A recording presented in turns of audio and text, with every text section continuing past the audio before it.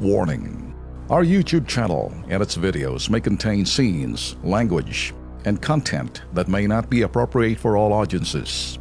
These videos include surveillance footage, undercover pursuit of suspects, actual police and rescue operations, and fearless confrontations. If you do not approve of the content, please do not watch our videos. If you wish to continue, we strongly advise that you proceed with caution. Viewers' discretion is advised.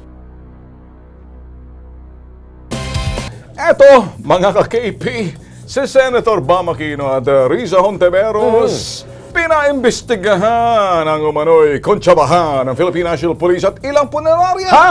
Abay, Bakit? ayon kay Hontiveros, tumaas daw ang singil ng ilang punerarya. Malakas ang negosyo siguro. Oo. Nang mag-umpisa ang war on drugs ni Duterte ng Duterte administration. Ako, nililink Bago naman ba yun? nyo, ha? Eto pa, nagbibigay daw ng komisyon ng mga funeral homes na ito sa mga pulis.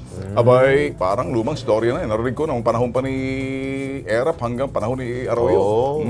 Mga ka-KP, kayo ba naniniwala may kontsabahan na gaganap sa pagitan ng PNP at mga punerarya? Mga senators, mga LP senators, saan nyo na naman nakuha yung mga impormasyon na yan? Ang alam ko, pinagbasihan ninyo, Amnesty International na naman. Naku po! Ay, nako.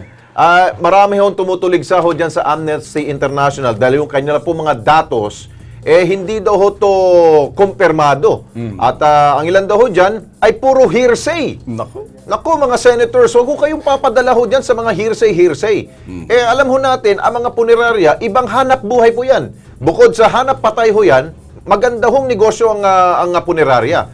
Malay ho ninyo, kaya ho tumaso yan. Mga materyales din. Di ba? Materyales sa casket at ilan pa. You have to consider that thing. Di ba? Pero ako, mga ka-KP, eto lalo-lalo na kayo mga senador.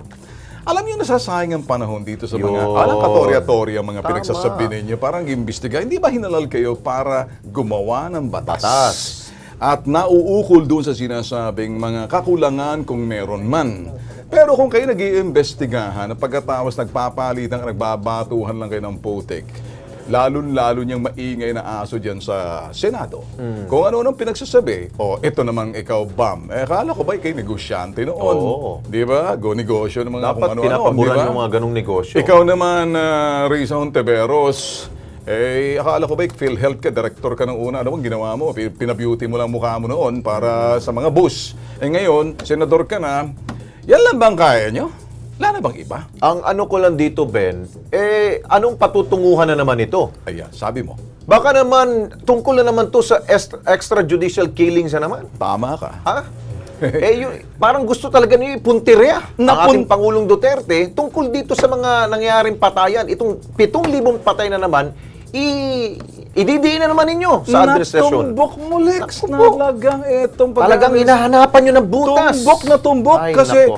pinagtatanggol nila yung sinasabing numbers na binigay ni VP Robredo doon sa UN. Kaya lumakas ang punerarya kasi doon sa bilang na gustong palabasin na hindi kayo gumawa. Ito yung practice due diligence. Yun. Pagdating sa mga... Dapat ano yun yung munang mga datos, ha? Okay, kayo ho, mga ka-KP, kung sa tingin ba ho ninyo, kaduda-duda ba itong gagawing investigasyon, magpadala ho kayo ng inyo po mga salubin. Kung sa tingin ninyo, pabor kayo dito kay Senator Bam, hindi ho namin kayo pipigilan na magbigay rin po kayo ng salubin sa dalawang senador. Kung pabor kayo sa kanila, gagawin po nilang investigasyon dito. Bigay ho nyo ang inyong mga salubin. Sabi ho ni Manuelito Butial, sabi niya, dami pa ibang problema ng bansa. Please naman, sana yung mga importante muna tupadin ninyo. Kaya hindi nakapagtataka, nung panahon ni Pinoy, walang naging kwenta ang pamumuno. Paano wala rin kwenta ang mga utak na mga dilaw? Yan, sabi ho yun yan. Si Rufino Chava, abay, mahusay mag-invento ng istorya. Ang dalawang senador na to, talagang pinahihiya ng husto ang PNP sa war on drugs. Sige, manira kayo, sunod na eleksyon, wala na kayo dyan. Ayun. Si Enrique Santa Cruz, lahat talaga gagawin nila to discredit the president. How I wish na mag-declare na ng martial law para magkaalaman na kung sino-sino nagpopondo sa destabilization. Siguradong magtatakbuhan mga yan, paalis ng bansa. Ito naman, you lol. Si Lolo yan, si Lolo. Yo lol. Hindi na Roa. si Loloy. Ano? Si Loloy. Napangit ulit yung pangalan eh. Ni walang pera naman ang napatay. Nako, mag-imbestiga kayo. Bugok. Akala ninyo mananalo pa kayo sa susunod. Nganga na kayo. Ayun. So magpadala pa ho kayo ng inyo po mga salubina. Babasahin pa ho natin yan. Ganda Okay. ng pangalan, Lex, ano? Nino, si Yulol. Paglaki ko, gagayahin ko yung pangalan niya yung Yulol. Loloy pala yun. Mahilig sila sa baliktad, yung mga ilan po natin mga kababayan. Ang pagkaalam ko, Ben, kapag merong krimen, kunyari, nandun ang Soko, di ba? Darating ang Oo, Soko. tama. Ang tinatawag ko nila, it's a government-affiliated na mga funeral Tama. parlor. Hindi naman sila kukuha ng mga Hindi naman kukuha sila ng mga bigating mga funeral parlor, di ba? Siyempre, yung government-affiliated. Yan. Dapat tanungin nyo doon sa affiliated na funeral parlor kung totoo ba yung mga ganito nangyayari. Sa tingin ko mukhang hindi ito. Okay, ito ang mga sagot to nila. Asa na? Wala na ba? Wala na. At, pero para sa Ano atin... mo, kahit na dalawa lang, ipakita sige, mo, kahit na dalawa. Sayang naman yung pinapadala nila. Sige. Ito, si Debo Otaku. Lahat na lang ng tot-u, napapansin nila. Pero ang dumi sa sarili nilang bakuran, nangangamoy, pero wala silang pakialam. Yun. Kung pag-uusapan yung amoy, utot yung sinabi mo kanina. Ay, ayoko nga sabihin nga ikaw talaga. Si Sandro Lee, unfiltered tayo rito.